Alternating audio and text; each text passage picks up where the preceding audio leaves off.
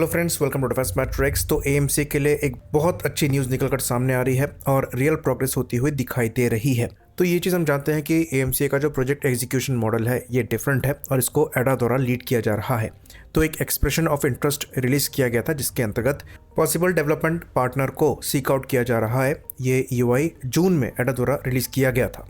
तो एएमसी के developmental model को लेकर ही काफ़ी समय तक डिस्कशन चला है। एयरफोर्स चाहती है कि दूसरे प्राइवेट प्लेयर्स भी यहाँ पर इन्वॉल्व हों ताकि एचएएल की मोनोपोली खत्म हो और एक कॉम्पिटिटिव एरोस्पेस इकोसिस्टम कंट्री में डेवलप हो।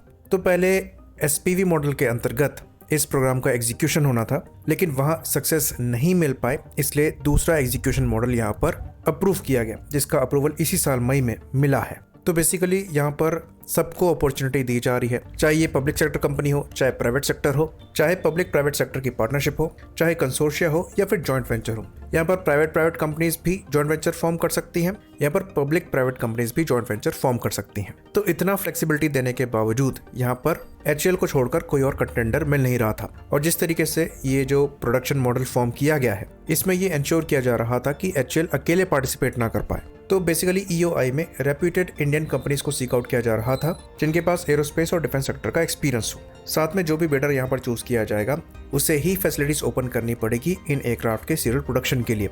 साथ में बिडर को कॉन्ट्रैक्ट साइनिंग के बाद 8 साल के पीरियड में डेवलपमेंट, प्रोटोटाइपिंग और फ्लाइट टेस्टिंग और सर्टिफिकेशन कंप्लीट करने पड़ेंगे। यानी कि 8 साल का डेवलपमेंटल पीरियड यहाँ पर दिया गया है, जिसके बाद प्रोडक्शन होगा और जो बिडर होगा उसे इंडिपेंडेंटली एएमसी की प्रोडक्शन लाइन सेटअप करनी पड़ेगी। तो यहाँ पर एडा का पूरा सपोर्ट जरूर होगा, पर ये काम बिडर को करने पड़ेंगे। तो ईओआई के रिस्पॉन्स के आने के बाद जो कोटेशन है उसकी रिक्वेस्ट सेंड करी जाएगी, जिसमें 5 प्रोटोटाइप्स को डेवलप करना है और एक स्ट्रक्चरल टेस्ट स्पेसिमेन को डेवलप करना है। तो परेशानी यहाँ पर यह है कि ईओआई का रिस्पॉन्स मिल ही नहीं रहा था और जो लास्ट डेट है इसको रिस्पॉन्ड करने की उसको मल्टीपल टाइम्स बढ़ाया गया। यहाँ पर परेशानी ये थी कि जो प्राइवेट सेक्टर कंपनीज हैं उनका सबसे बड़ा इशू था कि एचएएल के पास एक एडवांटेज है जो कि उनके पास नहीं है।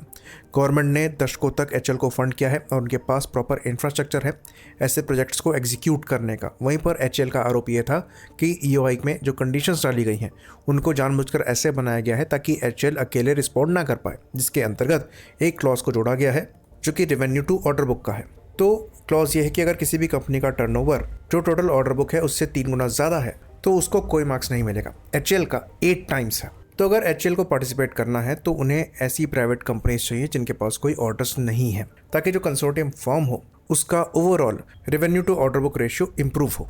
तो अभी कुछ ही दिनों पहले न्यूज़ आई थी कि एचएएल के साथ पार्टनरशिप के लिए करीबन 28 फर्म्स ने रिक्वेस्ट किया है और अभी एचएएल द्वारा एक कमेटी फॉर्म करी गई है जो कि इसमें से मैक्सिमम 2 कंपनीज को शॉर्टलिस्ट करेंगे जिनके साथ पॉसिबल कंसोर्टियम फॉर्म किया जाएगा। तो एचएएल को ये काम सितंबर 30 से पहले करना है और कमेटी द्वारा इवैल्यूएट किया जाएगा कि ये जो प्राइवेट फर्म्स हैं इनकी कैपेबिलिटी क्या है, टेक्नोलॉजी को लेकर फाइनेंशियल स्टैंडिंग क्या है, प्रायर एक्सपीरियंस क्या है, जिसके बाद फैसला लिया जाएगा। तो यहाँ पर मैक्सिमम 3 पार्टनर्स हो सकते हैं। तो एचएएल द्वारा यहाँ पर जो ईओआई को रिस्पॉन्ड किया जाएगा ये या तो एक और पार्टनर के साथ किया जाएगा या फिर 2 पार्टनर्स भी यहाँ पर हो सकते हैं। और कुछ समय पहले तक यही मानकर चला जा रहा था कि एचएएल ही यहाँ पर फ्रंट रनर है और कोई कंपटीशन फेस इनको नहीं करना पड़ेगा। लेकिन अब एकदम से चीज़ बदली है क्योंकि एक और प्लेयर यहाँ पर इन्वॉल्व हो गया है। तो अभी लेटेस्ट न्यूज़ है जहां एल&टी ने एक स्ट्रेटेजिक पार्टनरशिप फॉर्म करी है भारत इलेक्ट्रॉनिक्स लिमिटेड के साथ। बेल, जैसे कि हम जानते हैं, एक पीएसयू है और एल&टी एक प्राइवेट कंपनी है। बेल के पास प्रायर काफ़ी अच्छा खासा एक्सपीरियंस है एवियोनिक्स को डेवलप और मैन्युफैक्चर करने का। वहीं पर एल&टी की मैन्युफैक्चरिंग कैपेबिलिटी की हमेशा से तारीफ हुई है।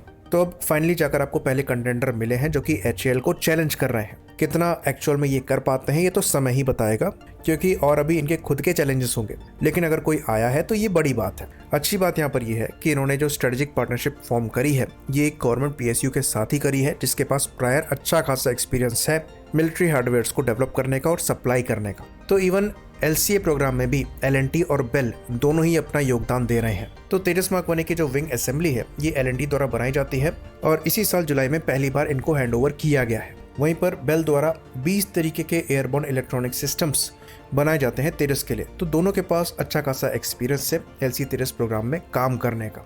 तो बहुत ज़रूरी है कि ऐसे कंसोर्टियम फॉर्म हो, ऐसी पार्टनरशिप्स हों ताकि कॉम्पिटिटिव एनवायरनमेंट यहाँ पर क्रिएट हो पाए। तो कंपटीशन के बिना रियल प्रोग्रेस आपको नहीं दिखेगी। हाँ, यहाँ पर डेफिनेटली समय लगेगा एचएएल की बराबरी करने के लिए, क्योंकि एचएएल के पास दशकों का एक्सपीरियंस है, लेकिन कहीं से शुरुआत करनी पड़ेगी। अच्छी बात यह है कि एएमसी के प्रोग्राम से ये करा जा रहा है। आई होप इन्फॉर्मेशन यहाँ पर क्लियर रही हो। इसी बात पर इस वीडियो को हम खत्म करेंगे। लाइक करिए, सब्सक्राइब करिए। जय हिंद।